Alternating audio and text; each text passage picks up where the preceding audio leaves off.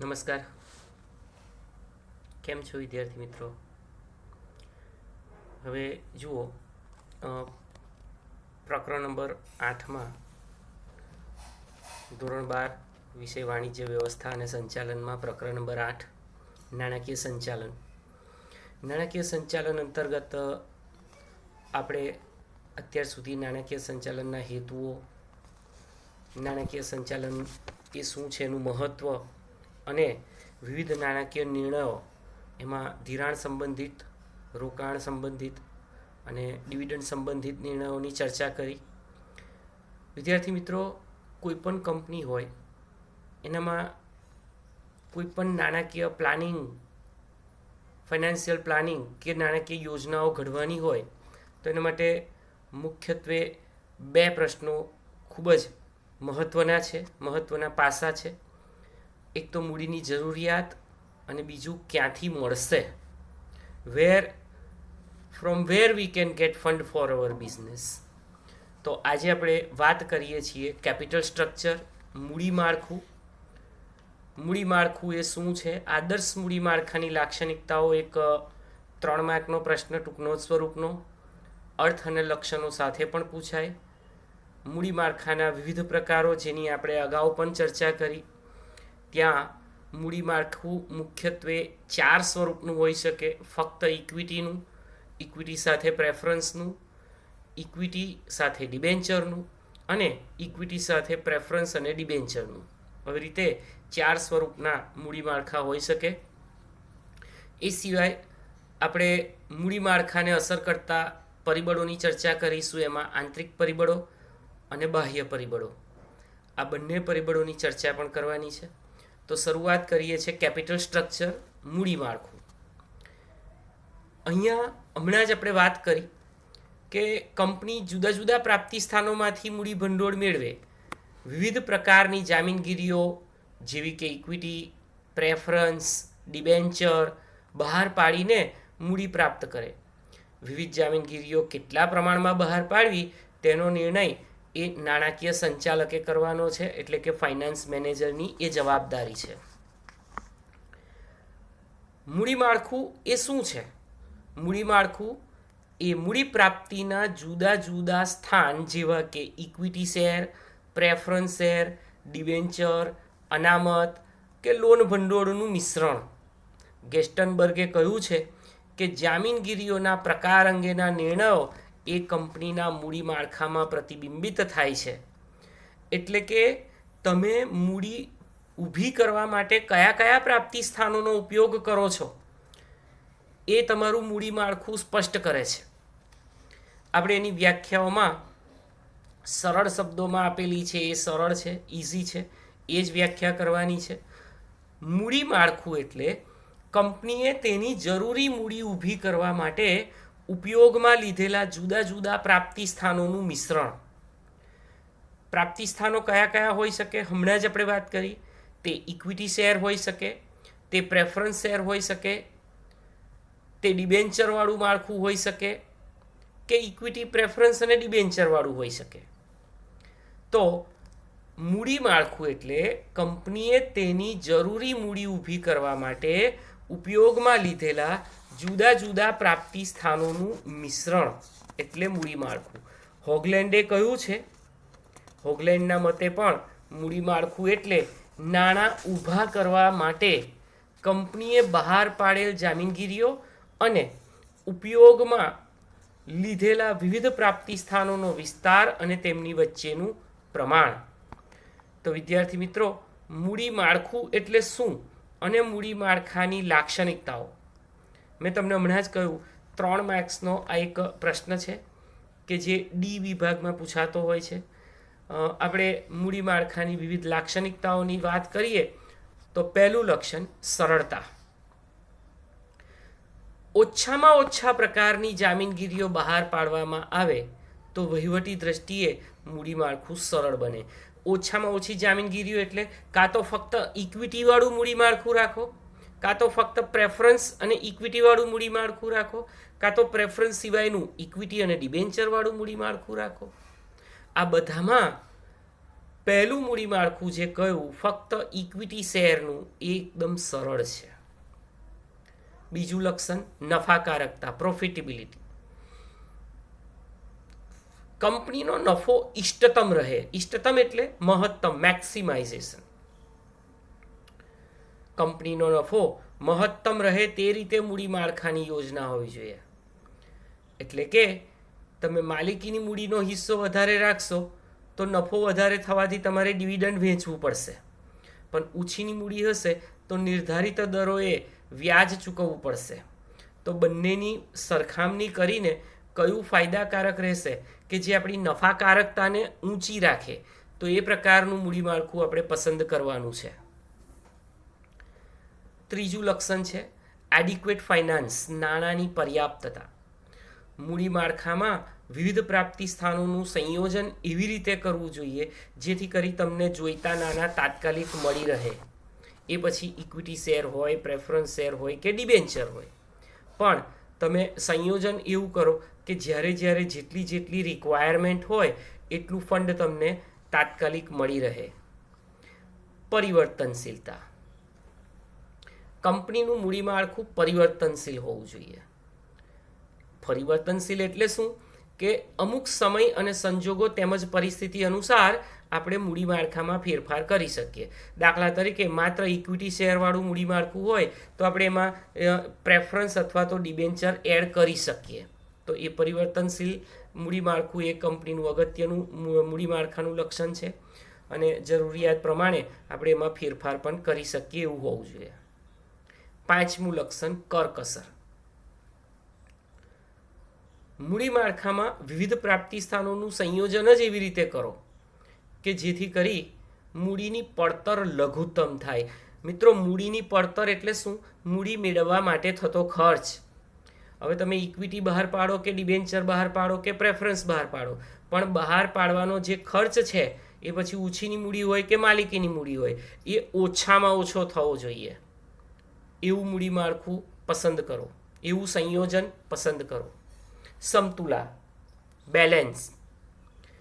માલિકીની મૂડી અને ઓછીની મૂડી વચ્ચે સમતુલા જળવાવી જોઈએ. Balance create between owners and borrowed fund. એટલે કે તમે ઇક્વિટી જેટલા બહાર પાડો છો એટલા ડિબેન્ચર બહાર પાડો, તો જ માલિકી અને ઓછીની મૂડી વચ્ચે સમતુલા જળવાશે. તરલતા. કંપનીના જવાબદારી કે દેવાની ચૂકવણી સમયસર થઈ શકે એટલા માટે તમારા હાથ ઉપર રોકડ હોવી જોઈએ, અને હાથ ઉપર રોકડ રાખવા માટે મૂડી માળખામાં તરલતા હોવી જોઈએ. મિત્રો, તરલતા એટલે અવેલેબિલિટી ઓફ કેશ, રોકડની ઉપલબ્ધતા, એને લિક્વિડિટી કહેવાય, એને તરલતા કહેવાય. તો મૂડી માળખું એવું પસંદ કરો કે તમારી તરલતા જળવાઈ રહે અને કેશ લિક્વિડિટી જળવાઈ રહેવાથી કેશ ક્રાઇસિસના પ્રશ્નો ઊભા ન થાય. કેશ ક્રાઇસિસ એટલે નાણાંની તંગી. આઠમું લક્ષણ છે આકર્ષણ. વિવિધ પ્રકારના રોકાણકારોને રોકાણ કરવા માટે આકર્ષી શકે એવું મૂડી માળખું તૈયાર કરો. કેટલાક લોકો ઇક્વિટીમાં રોકાણ કરવા માંગતા હોય, કેટલાક લોકો જામીનગીરીઓ ઓછીની મૂડીમાં રોકાણ કરવા માંગતા હોય. તો દરેક પ્રકારના રોકાણકારોને આપણે આકર્ષી શકીએ એવું અટ્રેક્ટિવ મૂડી માળખું તૈયાર કરવું જોઈએ. નવમું સદ્ધરતા. ઓછીની મૂડીનું પ્રમાણ એટલું બધું વધારે ન રાખો કે વ્યાજનો બોજો સહન ન થાય અને નાદારીનું જોખમ ઊભું થાય. તો એવું મૂડી માળખું નથી રાખવાનું કે જેથી કરી નાદારીનું જોખમ ઊભું થાય ભવિષ્યમાં. કારણ કે તમે તમારા લેણદારોને નિર્ધારિત સમયે નિર્ધારિત દરોએ વ્યાજ ન આપી શકો તો લીગલી નાદાર જાહેર થવું પડે અને કંપનીની આર્થિક પરિસ્થિતિ જોખમાય. તો એવું મૂડી માળખું પણ ન રાખો કે ઓછીની મૂડી એટલી બધી પણ ન રાખો કે આપણે નાદારીનું જોખમ સહન કરવું પડે. વિદ્યાર્થી મિત્રો, હવે તમે એક તમારા પાઠ્યપુસ્તકમાં પણ 8.3.3 એક ચાર્ટ છે મૂડી માળખાના પ્રકારો કરીને. આ મૂડી માળખાના પ્રકારો જે છે ત્યાં 2 માર્ક્સ એવું ચાર્ટમાં લખી રાખો, બોક્સમાં લખી રાખો, કારણ કે તમને ફક્ત 1 કે 2 માર્ક્સમાં એવો પણ પ્રશ્ન પૂછાય કે મૂડી માળખાના વિવિધ પ્રકારો જણાવો. તો આપણે આ 4 પ્રકારના મૂડી માળખા હોઈ શકે. પહેલું, માત્ર ઇક્વિટી શેરનું મૂડી માળખું. બીજું, ઇક્વિટી શેર સાથે પ્રેફરન્સ શેરનું મૂડી માળખું. ત્રીજું, ઇક્વિટી શેર સાથે ડિબેન્ચરનું મૂડી માળખું.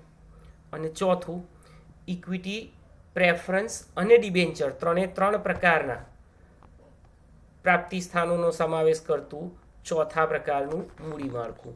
તો આ પ્રમાણે મૂડી માળખું એટલે શું અને આદર્શ મૂડી માળખાના લક્ષણોની વાત થઈ. જુદા જુદા 9 લક્ષણો જેવા કે સરળતા, નફાકારકતા, એડિક્વેટ ફાઇનાન્સ નાણાંની પર્યાપ્તતા, ફ્લેક્સિબિલિટી પરિવર્તનશીલતા, કરકસર, સમતુલા, તરલતા, આકર્ષણ અને સદ્ધરતા. તો કોઈ પણ તમને ગમે એવા 6 કે 7 મુદ્દા આપણે યાદ રાખીએ તો પણ વાંધો નથી. એના પછીની વાત કરું તો મૂડી માળખાને અસર કરતા પરિબળો. વિદ્યાર્થી મિત્રો, એક ચાર્ટ તમે જોઈ શકો છો. આ બોક્સમાં પોઈન્ટ્સ આપેલા છે. મૂડી માળખાને મુખ્યત્વે 2 પરિબળો અસર કરે, આંતરિક અને બાહ્ય. આપણે બંને પ્રકારના પરિબળોની ચર્ચા કરવાની છે. બંને પ્રકારના પરિબળો જે છે, પર્ટિક્યુલર કોઈ એક પરિબળ તમને 3 માર્ક્સમાં પૂછાય અને બંને ભેગા આંતરિક અને બાહ્ય 5 માર્કમાં પણ પૂછાય. હવે 5 માર્ક્સનો પ્રશ્ન ઓફિશિયલી તો આ ચેપ્ટરમાંથી અત્યાર સુધી નથી પૂછાયો, પણ શાળા કક્ષાએ કે ટેસ્ટ લેવાય ત્યારે 5 માર્ક્સમાં મૂકવું હોય તો મૂકી શકાય. મૂડી માળખાને અસર કરતા પરિબળો. There are 2 factors affecting on capital structure. મૂડી માળખાને અસર કરતા મુખ્યત્વે 2 પરિબળો છે. ત્યાં બંને પરિબળોની આજુબાજુમાં 3 માર્ક્સ લખી રાખો. શોર્ટ નોટ સ્વરૂપે પૂછાય તો બંને સેપરેટ પૂછાય, આંતરિક અને બાહ્ય. અને વિસ્તારપૂર્વક ઉત્તર આપોમાં પૂછાય તો બંને ભેગા પણ પૂછાય. ભેગા પૂછાય તો આપણે મિનિમમ 5 મુદ્દા યાદ રાખવાના અને સેપરેટ 3 માર્કની ટૂંકનોંધમાં પૂછાય તો 6 મુદ્દા યાદ રાખવાના. હવે આંતરિક પરિબળો એટલે શું? What is internal factors? આંતરિક પરિબળો એટલે ધંધાની અંદર જ જુદા જુદા પ્રાપ્તિ સ્થાનો અંતર્ગત અહીંયા ઇન્ટરનલ ફેક્ટર્સ કે જે તમારા મૂડી માળખાને અસર કરે છે એ તમારું આંતરિક મૂડી માળખું ગણાય. એના પછી બાહ્ય એટલે બહારના પ્રાપ્તિ સ્થાનો મૂડી માળખાને અસર કરે છે. એ આપણે એની વાત આવશે ત્યારે જોઈશું. ચલો, આંતરિક પરિબળો, internal factors which is affecting on capital structure. પહેલું, ધંધાનો પ્રકાર. ઉત્પાદન કરતા વિશાળ ઔદ્યોગિક એકમોમાં કાયમી મૂડીની જરૂરિયાત વધારે હોય. જો મોટા પાયા પર ઉત્પાદન કરતા હોય તો કાયમી મૂડી જોઈએ. જ્યારે વેપારી એકમ હોય, લેવેચનો ધંધો કરતા હોય તો એમાં કાયમી મૂડી ઓછી જોઈએ. અને સેવાવાળા હોય તો સેવાને આધારે પણ કાયમી મૂડી રોકાણ નક્કી થાય. ટૂંકમાં કેવા પ્રકારનો ધંધો છે? શું તમે ઉત્પાદનની પ્રવૃત્તિ કરો છો? શું તમે વેપારી પ્રવૃત્તિ કરો છો? લેવેચની પ્રવૃત્તિ કરો છો? Depends upon. બીજું, કદ. મોટા કદના એકમોની પ્રવૃત્તિઓ વિશાળ છે એટલે ત્યાં કાયમી મૂડી જોઈશે. પણ નાના કદના ઔદ્યોગિક એકમોને પ્રમાણમાં ઓછી કાયમી મૂડીની જરૂર પડશે. વેપારી એકમોમાં કાયમી મૂડીની જરૂરિયાત આમેય ઓછી હોય, હમણાં જ આપણે ઉપર જોયું. પણ જે ઔદ્યોગિક એકમો મોટા છે, જ્યાં ઉત્પાદન મોટા પાયા પર થાય છે, ત્યાં કાયમી મૂડી વધારે જોઈશે, કારણ કે જમીન, મકાન, યંત્રો વગેરેની ખરીદીમાં એ રોકાણ કરવાનું થશે. ત્રીજું આંતરિક પરિબળ, ધંધાની કમાણીના અંદાજો. જો ધંધાની કમાણી સ્થિર અથવા અસ્થિર બેમાંથી કોઈ એક હોઈ શકે. ભવિષ્યની અંદાજિત કમાણી જો સ્થિર અને સારા પ્રમાણમાં થાય હોય તો કંપની ઓછીની મૂડી વધારે લેશે. કેમ? તો કે ઓછીની મૂડી ભવિષ્યમાં આપણે પાછી આપવાની છે, વ્યાજ સહિત. તો તમને એવું હોય કે તમારો બિઝનેસ નજીકના ભવિષ્યમાં સારું એવું અર્નિંગ કરવાનો છે, તો તમે ઓછીની મૂડી બહાર પાડી શકો. અને જો એવું ન હોય, સ્થિર પ્રમાણ હોય, તો તમે વર્તમાન સમયમાં એ માલિકીની મૂડી પર આધાર વધારે રાખશો. આ છે કમાણીના અંદાજો. મિલકતોનું સ્વરૂપ અને જરૂરિયાત. મોટા પાયા પર કાયમી મિલકતોની ધંધામાં જરૂરિયાત વધારે હોય તો મૂડી માળખામાં ઇક્વિટી શેર વધારે રાખો. કાયમી મિલકતોમાં રોકાણ વધુ હોવાને કારણે મિલકતો ખરીદવી ભાડા ખરીદથી કે ભાડાપટ્ટાથી લેવી તે પણ વિચારવામાં આવે છે. ટૂંકમાં મિલકતો બે સ્વરૂપે મળી શકે, કાં તો તમે ખરીદી લો, કાં તો તમે ભાડાપટ્ટેથી રાખો. તો તમારી પાસે મૂડી માળખું કયા સ્વરૂપનું છે એને આધારે તમે મિલકત ખરીદી અંગેનો નિર્ણય લેવા માટે પણ આ મૂડી માળખું નિર્ણયને અસર કરશે. પાંચમું પરિબળ, સંચાલકોનું વલણ. જો કંપનીના સંચાલકો કંપની પર તેમનો પોતાનો જ સંચાલકીય અંકુશ જાળવી રાખવા માંગતા હોય તો એ લોકો ઇક્વિટી બહાર નહીં પાડે વધારે. કેમ? તો કે ઇક્વિટી બહાર પાડે તો શેર હોલ્ડરો ઊભા થાય. શેર હોલ્ડર એ તો સાચા માલિકો છે, એ લોકોને તો સંચાલનમાં હિસ્સો આપવો પડે. એટલે આવા માનસિકતા ધરાવતા સંચાલકો ડિબેન્ચર પર વધુ આધાર રાખશે, ઉછીની મૂડી પર વધારે આધાર રાખશે, જેથી કરી સંચાલનમાં કોઈ ત્રાહિત વ્યક્તિનો હસ્તક્ષેપ ન આવી શકે. છઠ્ઠું છે નાણાકીય જરૂરિયાતો. ઓછા પ્રમાણમાં મૂડીની જરૂરિયાત હોય તો માત્ર ઇક્વિટી બહાર પાડીને મૂડી એકઠી કરી શકાય, પણ જ્યારે વિશાળ મૂડી ભંડોળની જરૂરિયાત હોય તો વિવિધ પ્રકારની જામીનગીરીઓ પણ બહાર પાડવી પડે, જેવી કે પ્રેફરન્સ શેર, બોન્ડ્સ, ડિબેન્ચર વગેરે બહાર પાડવા પડે. આ ઉપરાંત મૂડી માળખું તૈયાર કરતી વખતે લાંબા ગાળાના ધ્યેય, જુદી જુદી યોજનાઓ, ભાવિ વિકાસની શક્યતાઓ, આ બધા જ માટે ભવિષ્યમાં કેટલી નાણાકીય જરૂરિયાત રહેશે, ફાઇનાન્શિયલ રિક્વાયરમેન્ટ ઇન ફ્યુચર, એ પણ ધ્યાનમાં લેવું પડે. તો નાણાકીય જરૂરિયાતો પ્રમાણે જ આપણે મૂડી માળખું પસંદ કરવાનું છે. એને અસર કરતું પરિબળ છે. છેલ્લું, મૂડીની જરૂરિયાતનો સમય. જો મૂડીની જરૂરિયાત કાયમ માટે હોય તો તમે ઇક્વિટી બહાર પાડો, કારણ કે ઇક્વિટી શેર ધારકોને એમના નાણાં કંપનીએ આયુષ્યકાળ દરમિયાન પાછા આપવાના નથી. બીજી બાજુ જો ટૂંકા ગાળા માટે મૂડીની વધારે જરૂર હોય તો તમે ડિબેન્ચર બહાર પાડો, 5 વર્ષ, 10 વર્ષ, 15 વર્ષ માટે. પ્રેફરન્સ શેર દ્વારા પણ મૂડી મેળવી શકાય. ટૂંકમાં તમારે કેટલા સમયગાળા માટે મૂડીની જરૂર છે, બરાબર છે. તો એ રીતે પણ આ પ્રાપ્તિ સ્થાન, આ પરિબળ એ પ્રાપ્તિ સ્થાનને અસર કરે અને મૂડી માળખાને પણ અસર કરે. તો વિદ્યાર્થી મિત્રો, આ હતા આંતરિક પરિબળો જે 3 માર્ક્સની શોર્ટ નોટમાં પણ પૂછાય, જેવા કે ધંધાનો પ્રકાર, ધંધાનું કદ, ધંધાની કમાણીના અંદાજો, મિલકતોનું સ્વરૂપ અને જરૂરિયાત, સંચાલકોનું વલણ, નાણાકીય જરૂરિયાતો અને 7મું મૂડીની જરૂરિયાતનો સમય. તો આ પ્રમાણે મૂડી માળખાને અસર કરતા પરિબળો પૈકીનું પહેલું એટલે આંતરિક પરિબળ. હવે અહીંયા તમે જુઓ, બીજું પરિબળ એટલે બાહ્ય પરિબળ. વિદ્યાર્થી મિત્રો, બાહ્ય પરિબળ એટલે એવા પરિબળ કે જે ધંધાની બહારના સ્ત્રોતોથી ઇફેક્ટેડ હોય, અસરગ્રસ્ત હોય. જેમ કે પહેલું, મૂડી બજારમાં તેજી અને મંદીની પરિસ્થિતિ.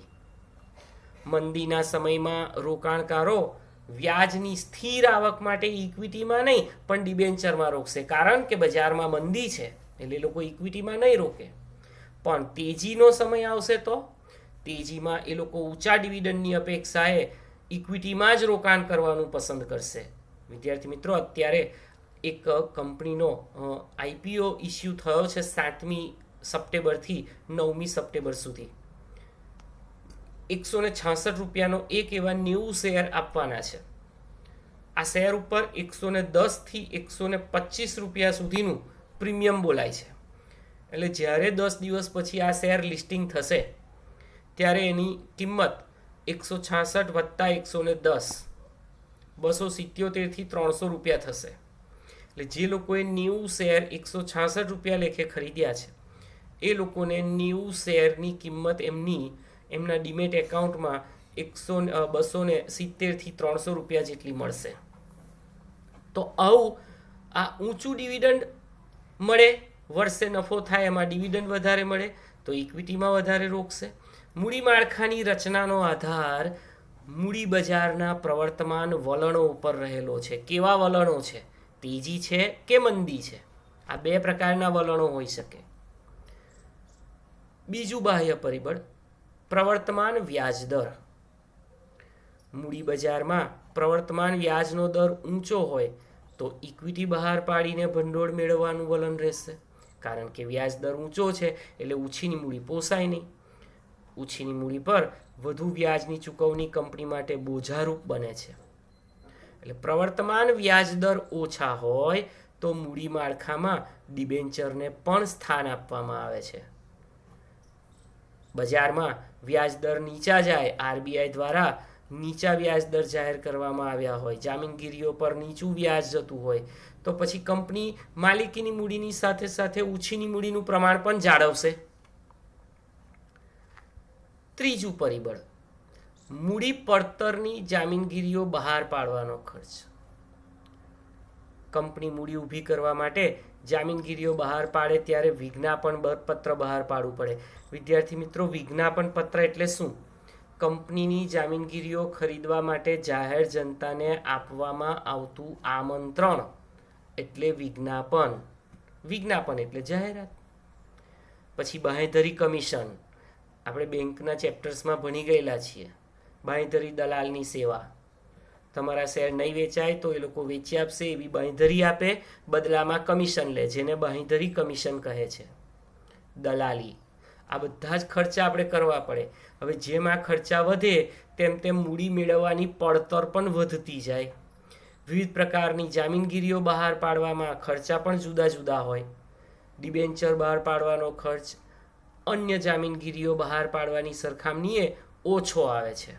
એટલે અહીં મૂડીની પડતર પણ મૂડી માળખાને અસર કરશે.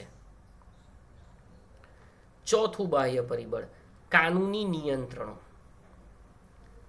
મૂડી માળખું પસંદ કરતી વખતે કાનૂની નિયંત્રણો પણ ધ્યાનમાં રાખવાના છે.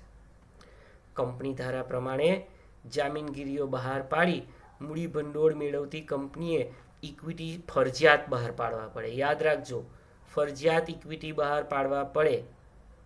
આ ઉપરાંત સેબીના નિયમો.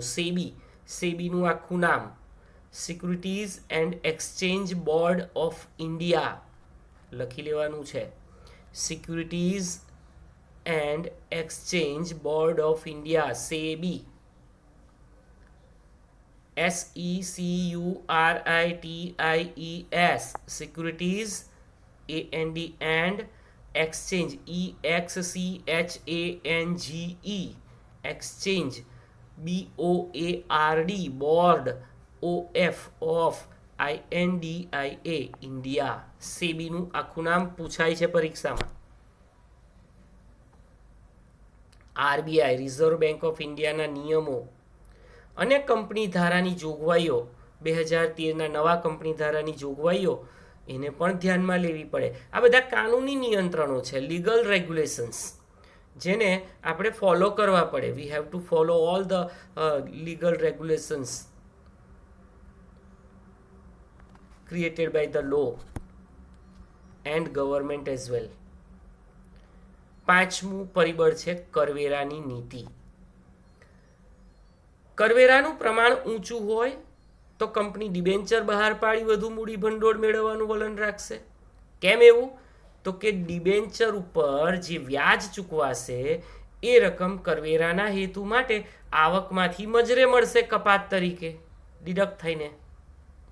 એટલે એ લોકો વધારે ડિબેન્ચર બહાર પાડશે.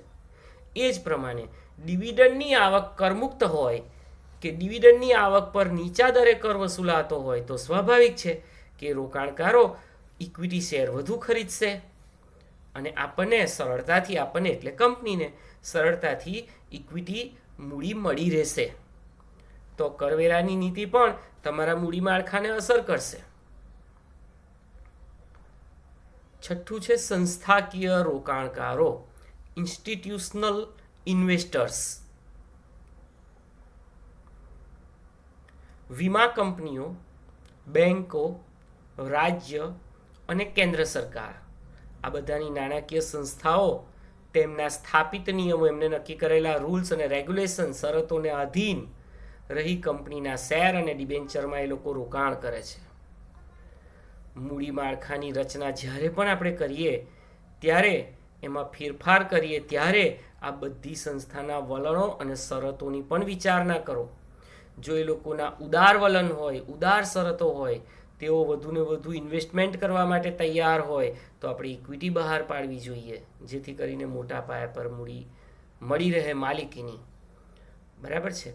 અચ્છા, એ લોકો જામીનગીરીઓમાં વધુ રોકાણ કરવાનું વલણ ધરાવતા હોય, ઇન્સ્ટિટ્યુશનલ ઇન્વેસ્ટર્સ, સંસ્થાકીય રોકાણકારો, તો આપણે જામીનગીરી સ્વરૂપે ડિબેન્ચર બહાર પાડીએ, બોન્ડ્સ બહાર પાડીએ, જેથી કરીને આપણને મહત્તમ મૂડી રોકાણ મળી રહેતું હોય છે ઓછીની મૂડીમાં. તો સંસ્થાકીય રોકાણકારો એ પણ અસર કરતું એક બાહ્ય પરિબળ છે. ત્યાર પછી સાતમું, વિદેશી સંસ્થાકીય રોકાણકારો, ફોરેન ઇન્સ્ટિટ્યુશનલ ઇન્વેસ્ટર્સ, FII. વિદેશી રોકાણકાર સંસ્થા એક એવી સંસ્થા છે કે જેની સ્થાપના અને નોંધણી ભારતની બહાર થાય છે અને એનો ઉદ્દેશ્ય ભારતના પ્રાથમિક અને ગૌણ બજારમાં નક્કી કરેલી જામીનગીરીઓમાં રોકાણ કરવાનો હોય છે. સાંભળજો, બરાબર સમજજો.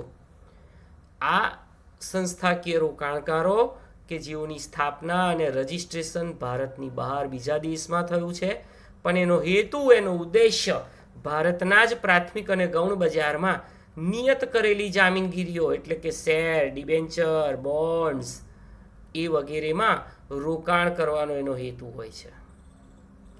વિદેશી રોકાણ સંસ્થાએ સેબી સમક્ષ તેની નોંધણી કરાવવી પડે. સેબી એટલે securities and exchange board of India, હમણાં જ આપણે લખ્યું.